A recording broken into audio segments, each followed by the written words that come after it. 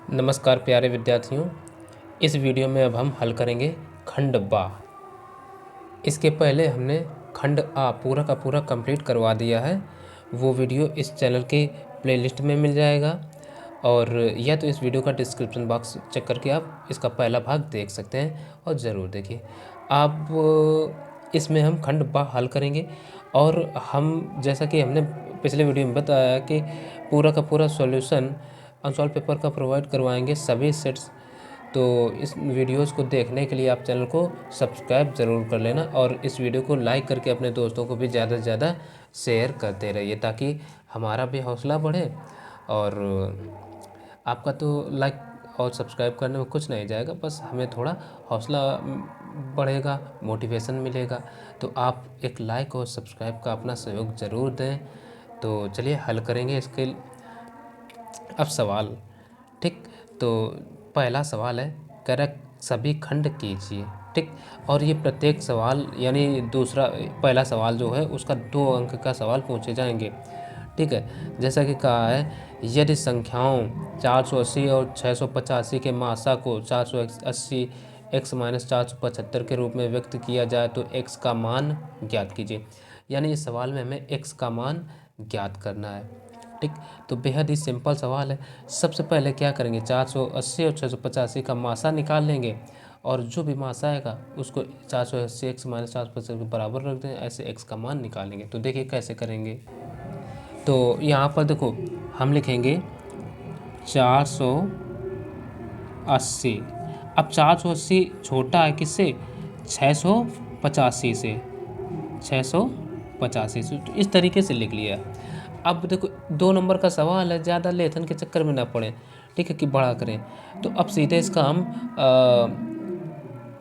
मासा ज्ञात कर लेंगे। मासा ज्ञात करने के लिए भाग विधि अपनाते हैं। कैसे, इसमें जो छोटी संख्या उसको आप बड़ी संख्या में भाग करेंगे। तो छोटी संख्या कौन सी है, 480 है। 480 से भाग करेंगे 685 में। ठीक, तो 480 से भाग करें तो एक बार जाएगा, और ये 480 ही रहेगा।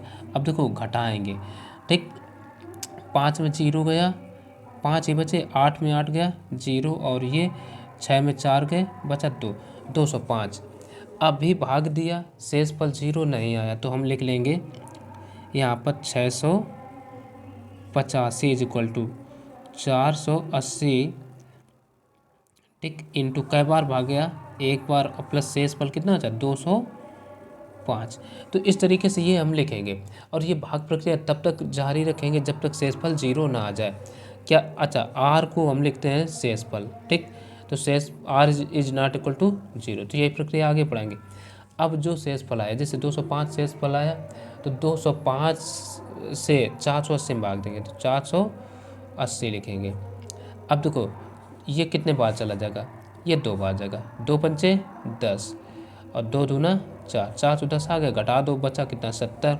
तो अब इसको लिखेंगे 480 बराबर कितने से भाग दिया, 205 से, और कई बार भाग गया, 2 बार, तो इंटू और प्लस का ये 70, इतना लिखेंगे। यहाँ भी r का मान 0 नहीं है, यानी शेषफल। तो ये प्रक्रिया और आगे बढ़ाएंगे, 70 का भाग देंगे 205 में, तो 205 में। ठीक, अब देखो 7 त्रिका 21 और 7 दूना 14, यानी 2 बार जाएगा, तो 7 दूना 14, 140, घटा दो 5, अब 20 में 14 गए, बचे 6।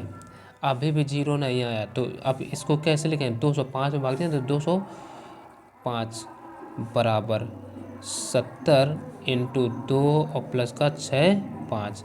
यहाँ भी r का मान 0 नहीं, तो प्रक्रिया आगे बढ़ाएंगे। अब 65 का भाग 70 में करेंगे, तो यहाँ लिखे 70, तो ये 65 एकम 65, एक बार जाएगा, तो 70 बराबर आ जाएगा ये 65 इंटू 1 प्लस का 5। ठीक है, घटा देते हैं, 5 बचे। ठीक, यहाँ भी r is not equal to 0, प्रक्रिया आगे बढ़ा दो, 5 का भाग अब 65 में दे दो, तो ये जाएगा 13 बार, 13 पच्चे 65, 0 आ गया। ठीक, तो इस प्रक्रिया को अब यहीं समापन होगा, यानी हम लिखेंगे 65 इज इक्वल टू 5 गुणा 13 प्लस 0, यानी r का मान 0 आ गया। अब देखो चूंकि r का मान यहाँ भाग देने पर 0 आ गया, इसलिए यही इसका HCF हो जाएगा। ठीक, चूँकि r इक्वल टू 0 है इसलिए HCF आप कौन कौन सी संख्याएं थी 600 मतलब 480 कामा 685 इक्वल टू कितना आ जाएगा 5। ठीक, ये आ गया। अब सवाल को देखिए। अब सवाल में देखो क्या कहा था, कह रहा यदि संख्याओं 480 और 685 के मासा को 480x माइनस 475 के रूप में व्यक्त किया जाता है। यानी मासा हमने निकाल लिया। अब ये जो मासा है इस रूप में लिखा जाता है 480x माइनस 475 के रूप में। तो x का मान ज्ञात करना है, तो इस चीज़ के बराबर हमें ये मासा रख देना है। तो अब हम रखेंगे 480x माइनस 475 बराबर किसके मासा को इसके बराबर यानी इस रूप में लिखा जाता है। तो जो मासा अभी हमने ज्ञात किया ये 5, ठीक है, ठीक, तो ये इसके बराबर में आ जाएगा, तो बराबर 5।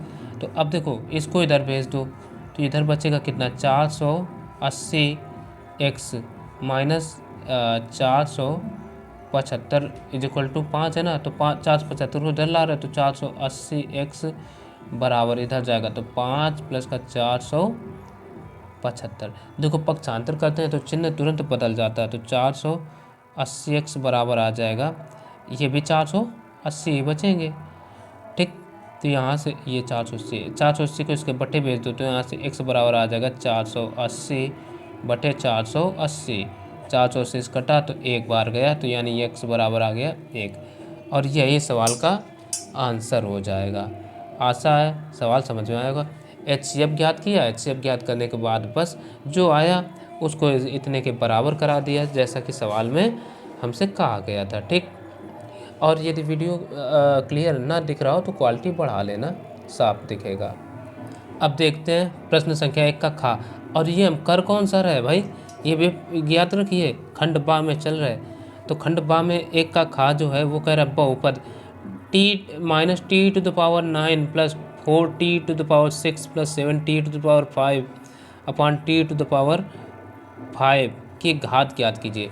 यानी एक हमें सवाल दिया माइनस टी की घात 9 प्लस 4t की घात 6 और प्लस 7t की घात 5 इस बटे t की घात 5 है, कहा इसकी घात ज्ञात कीजिए। ठीक, तो इसको अगर हम इन सबको अलग अलग बटे कर लें, ठीक, तो minus T to the power 9 बटे टी टू द पावर 5, फिर प्लस है प्लस लगा लो 4t to the power 6 upon T to the power 5 और plus 7t to the power 5 upon T to the power 5। तो इससे ये कटा। अब देखो ये 5 है, ये घात केवल कट गई, और ये 5 से कटा तो बचा कितना 4, तो यहाँ जो बचा वो आ गया minus T to the power 4। ठीक, प्लस यहाँ केवल घात कटी तो ये 4t, और यहाँ से पूरा पूरा कटा तो ये बचा केवल 7, ये आ गया। तो अब हम लिख सकते हैं अतः घात बराबर कितना हो जाएगा, जो पूरे बहुपद में अधिकतम नज़र आ रहा है घातांक वही हो जाती है घात, यानी 4 है, तो 4 ही इसका आंसर हो जाएगा। ठीक है, अगला सवाल। अब देखो ये प्रश्न संख्या 1 का क्या कहता है, कह रहा है दिए गए चित्र में ABCD एक समांतर चतुर्भुज है, x तथा y का मान ज्ञात कीजिए। ठीक है, और ये 2 नंबर का सवाल है। तो ये हमें चित्र दिया है और इसमें केवल x और y के मान ज्ञात करना है, और जो है सब कुछ वो चित्र में ही दे दिया गया है। तो चलिए इसको हल करते हैं। हमने कुछ चित्र इस तरीके से बना लिया। ठीक, अब देखो सवाल भाई हमें x और y का ही तो मान ज्ञात करना है। तो अब देखिए हमें सिंपल सा बात पता होना चाहिए कि जो ये समांतर चतुर्भुज होता है वो जो उसके विकर्ण होते हैं ना आपस में समद्विभाजित करते हैं, एक दूसरे को समान 2 भागों में बांटते हैं। तो ये चीज़ हम लिखे दे रहे हैं, चूँकि चतुर्भुज ठीक, समद्विभाजित करते हैं, तो इसलिए ये हमने ऐसा लिख दिया, आप भी इसको याद रखिए। तो इसलिए अगर हम ध्यान दें तो जैसे ये x प्लस वाई बराबर कितना दे रखे हैं 9, तो क्या हो जाएगा x प्लस वाई बराबर कितना आ जाएगा 9। कोई दिक्कत, समीकरण 1 बना। फिर क्या है दूसरा, क्योंकि ये भाग और ये भाग यहाँ से बराबर है तो होंगे, और ये भाग बराबर, यानी x माइनस वाई बराबर ये 5 आ जाएगा। यहाँ से कोई दिक्कत नहीं होना, समीकरण इसको 2 दे दो। अब क्या करो, इनको जोड़ने पर काट दो, जोड़ने पर तो ये कट गए, 1 1 2, तो क्या 2x बराबर 9 5 14। तो यहाँ से x की वैल्यू क्या आ जाएगी, x की वैल्यू आ जाएगी 14/2, 2 एकम 2, 2 सत्ते 14, यानी x का मान आ गया 7। अब ये जो x का मान है इसको समीकरण 1 चाहे 2 में रख दो, तो हम लिखेंगे x का मान समीकरण 1 में रखने पर रखेंगे। तो समीकरण 1 दे रखा है x प्लस वाई बराबर 9, तो यहाँ से x का मान आया 7। ठीक, तो 7 प्लस वाई बराबर 9, तो यहाँ से y बराबर 9 माइनस का 7, तो y बराबर आ गया 2। ठीक, और x और y के तो हमें मान ज्ञात करने थे, तो हम चाहे तो एक जगह लिख सकते हैं, अतः x बराबर 7 कामा y बराबर 2। और देखो चेक करने के लिए x प्लस वाई बराबर अगर 9 है, तो अगर इनको x का मान 7 और y का मान 2, 7 2 9 हो गए, और x माइनस वाई बराबर 5 है, तो 7 में 5 घटा दो, कितना बचेगा 2 ही बचे। 7 में 2 घटाए तो 5 ही बचेगा, यानी उत्तर करेक्ट है। ठीक, किताब में गलत विधि हो तो नहीं बता। अब यहाँ पर अगला जो सवाल है वो कह रहा है सिद्ध कीजिए कि समीकरण 4x square plus 5x plus 3 बराबर 3x square plus 4x plus 2 एक द्विघाती समीकरण है। मतलब हमें ये प्रूव करके दिखाना है कि ये द्विघाती समीकरण है कि नहीं। एक्चुअली में अभी भी हमें अधिकतम घात 2 ही दिख रहे हैं, लेकिन फिर भी कह रहा है हल करने पर हो सकता है कट पिट जाए, तो एक्चुअल में ये है कि नहीं ये प्रूव करके दिखाइए। तो सबसे पहले हमारा काम है ये सवाल को लिख लेना, इस तरीके से लिख लिया। ठीक, अब इसको पक्षांतर करना स्टार्ट कर दो, तो इसको इधर ले आओ सबको। तो हमने लिखा that implies 4x square plus का 5x प्लस का 3। अब देखो इसको इधर ला रहे तो ये आ जाएगा माइनस का 3x स्क्वायर, 4 को लाओ तो माइनस का ये 4x, 2 को लाओ तो माइनस का 2, अब इधर क्या बचा 0। तो अब देखो 2 घात वाले देखिए, तो 4 में 3 घटा दो तो कितना बचेगा, ये बचेगा केवल x स्क्वायर। 5 में 4 गए तो ये बचेगा प्लस का केवल 1x। अब 3 में 2 गया तो ये बचेगा प्लस का 1 = 0। तो यहीं से प्रूव हो गया, कह सकते हैं अतः यह द्विघाती समीकरण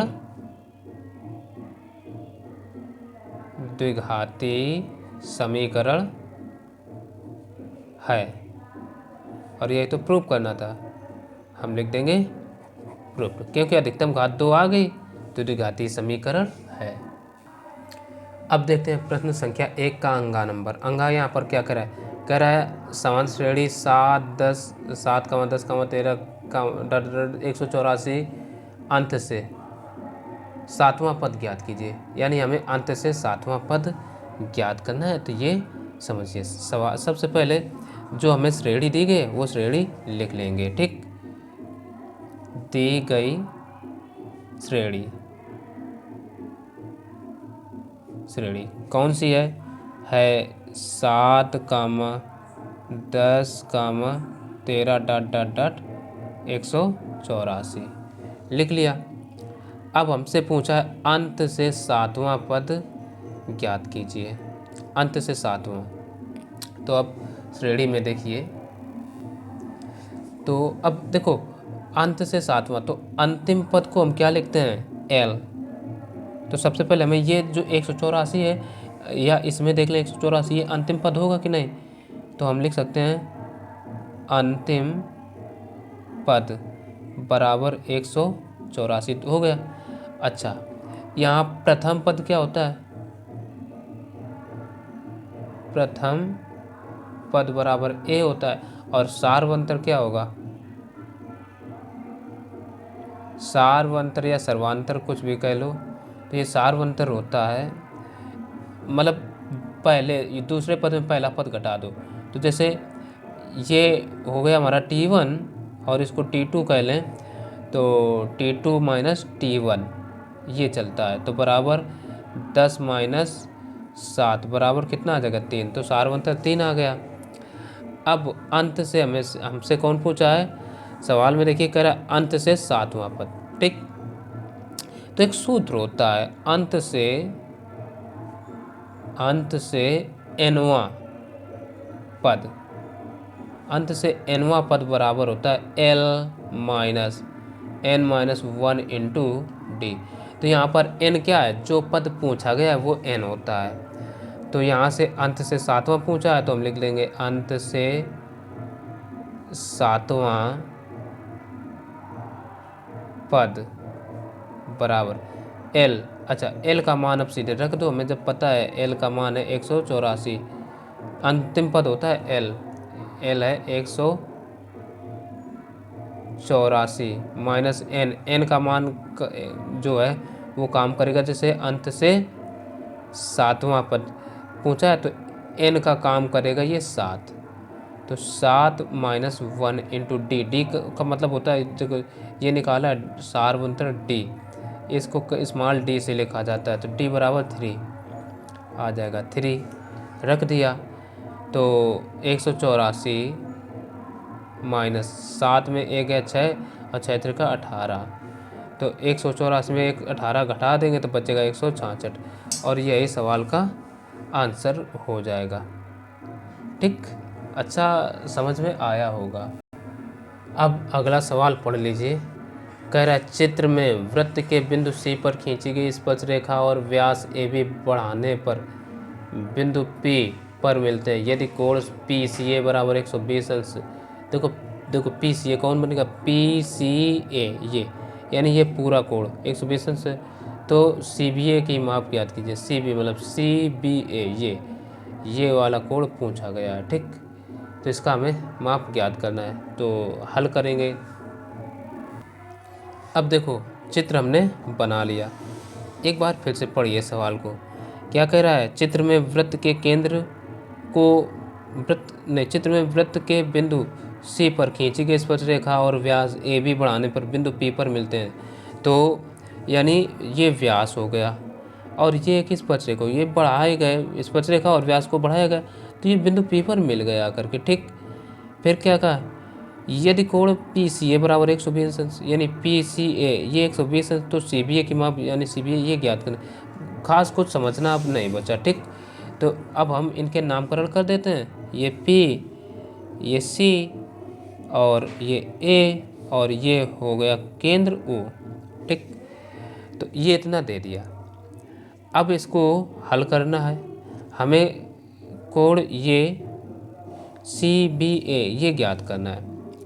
तो सबसे पहले अगर हम चित्र में देखें तो ये यहाँ से यहाँ तक तो हमें दे दिया गया 120 अंश टोटल, लेकिन ये व्यास है, जब ये व्यास है, तो अगर व्यास है तो व्यास के ऊपर ही ये तो कोण बना है ना।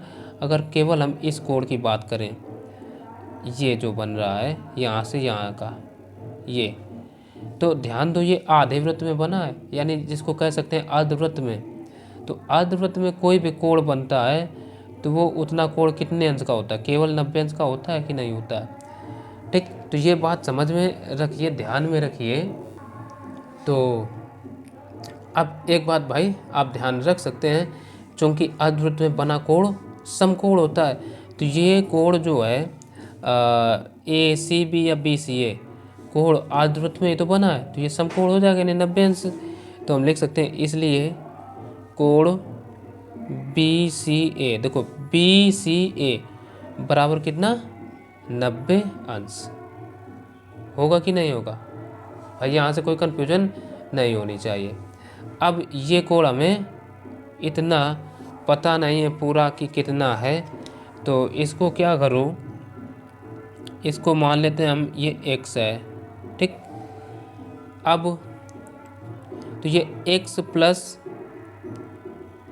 90 बराबर कितना हो जाएगा, x प्लस 90 बराबर 120, ये तो दिया है, यानी कोण PCA के होगा कि नहीं होगा। हम लिख सकते हैं कोण PCA, कोई दिक्कत। तो x का तो मान हमें पता नहीं, तो x प्लस ये 90 आ ही गया, तो 90 बराबर PCA कितना है 120, तो 90 को इधर भेज दो, तो यहाँ से x बराबर कितना आ जाएगा 120 माइनस 90, तो यहाँ से x बराबर 30 अंश आ गया कि नहीं आ गया। ठीक है, अब यहाँ पर हमसे ये वाला कोण जब पूछा गया CBA, तो ये ज्ञात करने के लिए यदि हमें इसी त्रिभुज का ये वाला कोण पता चल जाए ये, तो हम आसानी से इसको निकालेंगे एंगल सम प्रॉपर्टी लगा करके। लेकिन ये कैसे पता चले, तो x का मान पता चल गया, तो ये हम आसानी से निकाल सकते हैं। क्यों?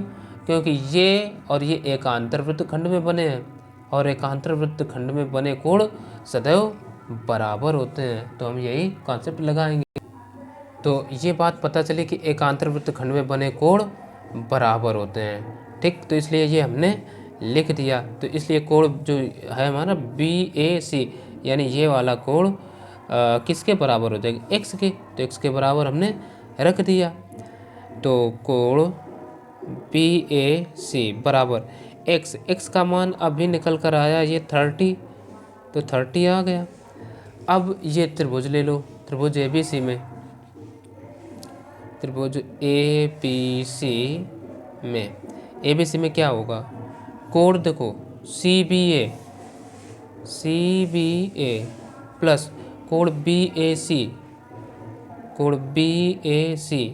प्लस कोण ACB या BCA, कुछ भी लिख लो, कोण BCA, ये सब मिलकर कितने हो जाएंगे 180 के। अच्छा 180 क्यों, तो ये होता है angle sum property of triangle, ASPT कहते हैं शॉर्ट में।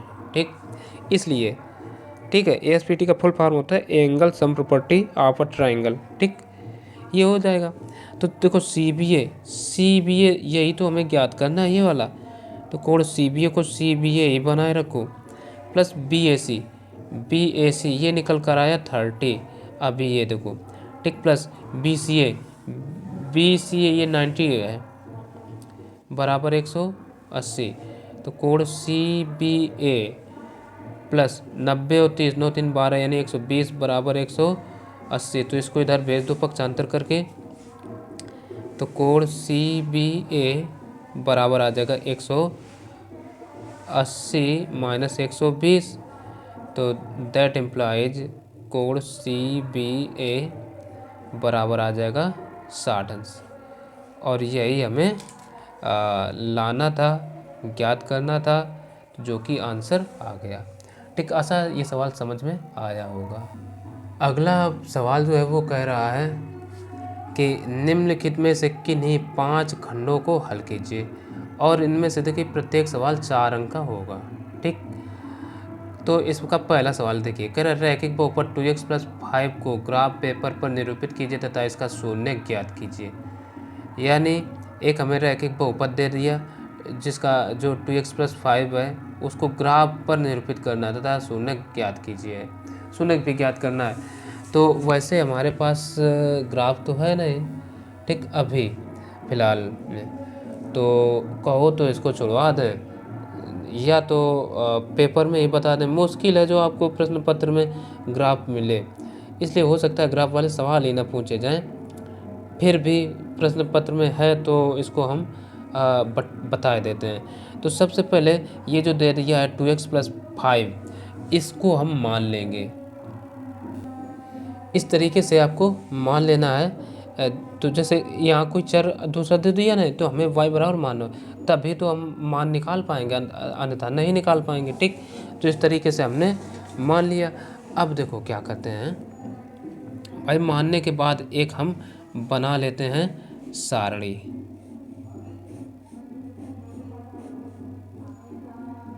ठीक, ये x ये y। अब देखो यहाँ हमें x का अगर कोई भी मान रखें तो y का मान ऑटोमेटिक आता चला जाएगा। तो अगर x का मान हम यहाँ पर रखें -2, ठीक है, तो देखो x के स्थान पर यहाँ -2 हो जाएगा। अब ये कैलकुलेट भी करके दिखाएं, तो चलो यही हम दिखा देते हैं, ये कैलकुलेशन में समझिए। तो यहाँ से y बराबर कितना हो जाएगा, 2 × -2 और प्लस का 5 है, तो ये कितना, 2 दूना 4 है, यानी -4 प्लस के 5, तो ये बराबर कितना आएगा, 1 आएगा कि नहीं y का, तो 1 आ गया। अब अगर x का मान हम रख दें -1, ठीक, -1 रख दें, तो अगला मान अगर हम रखें तो y बराबर 2 × -1 और प्लस का 5, तो 2 × 2 -2 और प्लस के ये 5, तो बराबर 3 बचेगा कि नहीं, तो ये 3 आ जाएगा। 2 ही मान सफिशिएंट है, ठीक, इतना कर लिया। अब सारणी बन गई। अब एक हम ग्राफ में एक तल बनाते हैं, यानी इसी पेपर पर ही, इसी तल पर एक हम बनाए लेते हैं। देखो एक ये सीधे ऊर्ध्वाधर रेखा खींच ली, ठीक। अब इसको कुछ इस तरीके से हम मोड़ेंगे, ठीक। मोड़ने के बाद ये जो रेखा है, ये 1-1 सेंटीमीटर वाली देख रहे हैं ना, इन रेखाओं को हम, ठीक, इसके ठीक ऊपर रख देंगे। चित्र में नज़र आ रहा होगा साफ साफ कि सीधी। अब इसको भी बस ऐसे कर लिया, ठीक, नंबरिंग भी कर दो बिना रुके, ठीक। इसको हम पहले तो मार्किंग कर रहे हैं, पॉइंट लगा रहे हैं, इसके बाद नंबरिंग कर देंगे।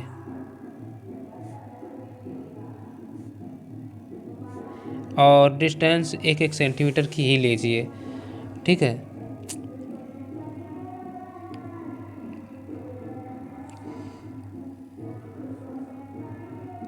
जब भी आपको कुछ ना मिले ग्राफ वगैरह, तो क्या करोगे, यही काम करोगे ना, बताइए कमेंट करके। अब ये हो गया, नंबरिंग कर दो। ये तो होता है सदैव 0, 1, 2, 3, 4, 5, 1, 2, 3, 4, 5, फिर -1, -2, -3, -4। अब -1, -2, -3, -4, -5, ठीक। अब ग्राफ को देखिए, पहला x का मान कितना है, -2, तो वैसे इसमें y का मान कितना है, 1, तो -2 ये और y का मान ये, तो पहला बिंदु ये हमें कहाँ पर मिलेगा, तो हम देखेंगे ये x अक्ष पर पहले 2 इकाई चलेंगे, यहाँ से देखो माइनस ऋणात्मक दिशा, चूँकि x का मान ऋणात्मक है ना, तो यहाँ से 1, 2 ये आया, और y अक्ष पर चली ये, तो दोनों का मिलान कहाँ पर होगा, यहाँ पर होगा, यहाँ पर, ठीक। तो पहला बिंदु ये आ गया। फिर दूसरा x का -1 ये और y का 3 ये, तो x का -1 ये है, ठीक, यहाँ पर, और y का -3 नहीं, प्लस है का 3 है, तो ये देखो एग्जैक्टली प्लस का 3 ये यहाँ पर आ रहा है, तो यहीं पर हम इसको कर देंगे। अब इनको मिला दो भाई आपस में, जहाँ भी जाएं जाने दो।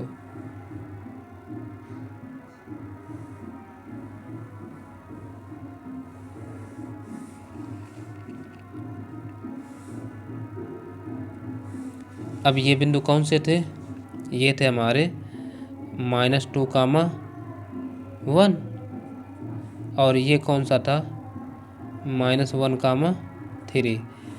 और x अक्ष को जहाँ पर ये काट रहा है ग्राफ, यानी ये जो रेखा है x अक्ष को कहाँ पर काट रही, अब आप देख सकते हैं ये -2 और -3 के बीचों बीच है, ठीक, बीचों बीच है।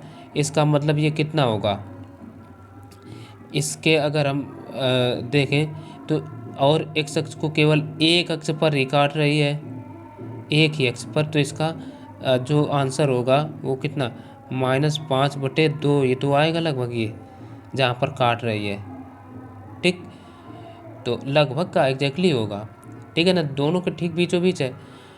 तो अतः हम इसका कह सकते हैं, अतः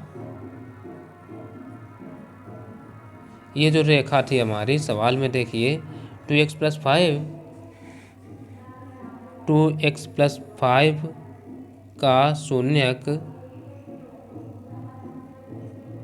और एक शून्यक बराबर होगा -5/2, और यही सवाल का आंसर हो जाएगा। कुछ खास नहीं था सवाल में, ठीक है।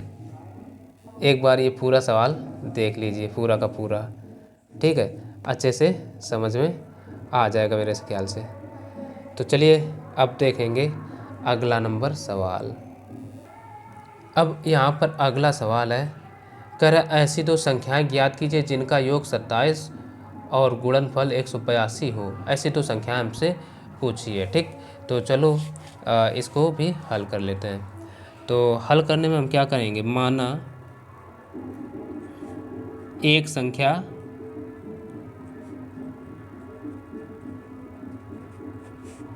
बराबर x। अब देखो, जब कहा है जिनका योग 27 है, यानी इनका दोनों का योग 27 है, जोड़ी जाए तो दूसरी क्या कौन हो जाएगी, 27 में अगर x घटा दिया जाए तो दूसरी संख्या निकल आएगी। तो हम वही लिख लेते हैं, दूसरी संख्या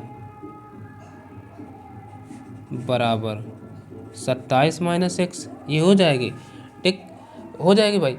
अब आ जाओ प्रश्नानुसार, प्रश्न क्या कह रहा है, प्रश्नानुसार,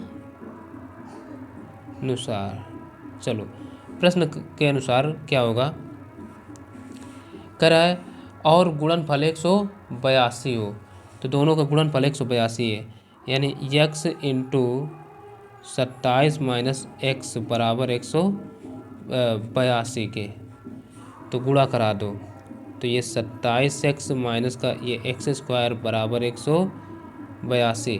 तो ऐसा करो, इन सबको इधर भेज लो, तो इधर बचेगा 0 बराबर, पहले x² को भेजें, तो ये x² इधर से माइनस का है तो इधर प्लस का हो जाएगा, 27 को इधर है तो माइनस का 27x और प्लस के 182 एज इट इज बने रहेंगे। अब देखो यहाँ पर 82 100 के ऐसे गुणनखंड करो कि उनको जोड़ा जाए तो 27 आ जाए, तो 13 और 14 ये गुणनखंड हो जाएंगे। भाई आपको नहीं पता तो गुणनखंड कर लो, 2 से काटो, 2 9 18, 2 कम 2, अब ये संख्या 7 से कट जाएगी, 7 कम 7 और 7 का कई सब 13 से कटेगी, 13 कम 13। अब गुणनखंड 7 दूना 14 और 13 कम 13 बन गए ना गुणनखंड। तो ये हम लिख सकते हैं x² माइनस के, देखो दोनों माइनस के 27 हैं तो इनको दोनों को माइनस में हम लिखेंगे, माइनस के 14x और माइनस के 13x, तभी तो 13 14 27 होंगे माइनस के, प्लस का 182 और बराबर क्या है 0। इतने से 14 x कामन मिलेगा, तो x माइनस अंदर कितना बचेगा 14, यहाँ से -13 कामन है तो अंदर बचेगा x माइनस का 14 बराबर 0। यहाँ से x minus 14 into x minus 13 = 0। अब हम क्या करेंगे, x माइनस नहीं, या x बराबर 14 या x बराबर 13, दोनों के x के मान आ गए, ठीक, ये आ गए। तो अब देखो, चाहो तो सीधे यही लिख दो, यही संख्याएं हो गई, या ऐसे लिख लो, अतः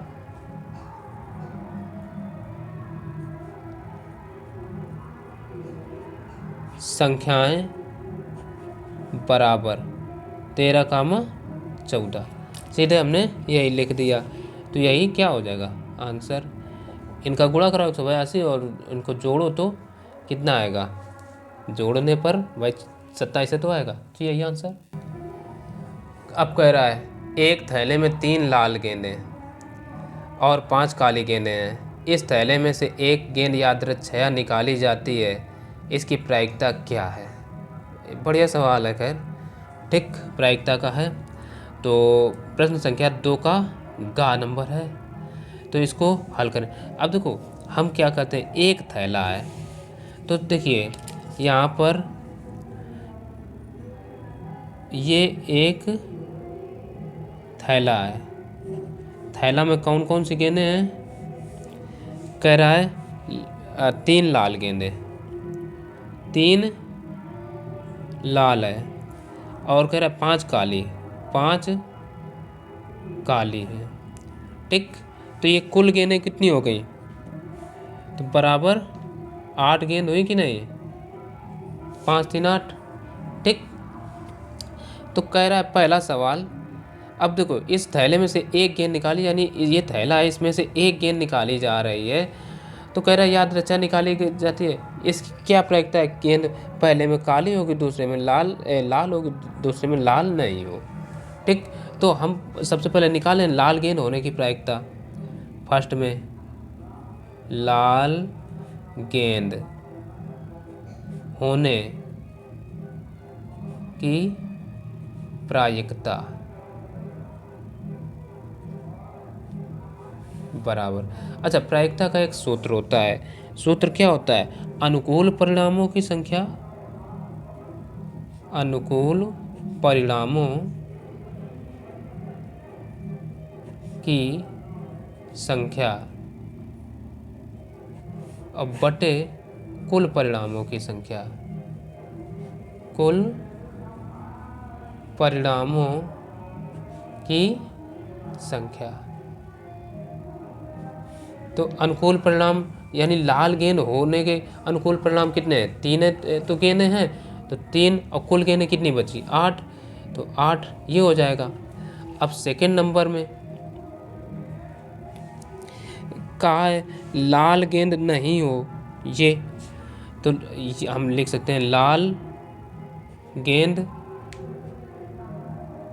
के ना होने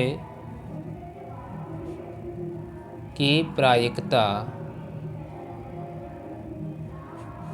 बराबर, सूत्र यही प्रायिकता का लगेगा, तो सूत्र हमने रख दिया। अब थैले में देखिए भाई कुल कितनी, 3 लाल 5 काली हैं, तो लाल के होने की 3/5 आ गई, 3/8 हो जाएगी, और लाल ना होने की यानी 3 लाल हटा दो तो बचेंगी इतनी 5 काली वाली, तो 5/8 हो जाएगा कि नहीं, तो हम सीधे लिख सकते हैं 5/8, और यही आंसर दोनों का।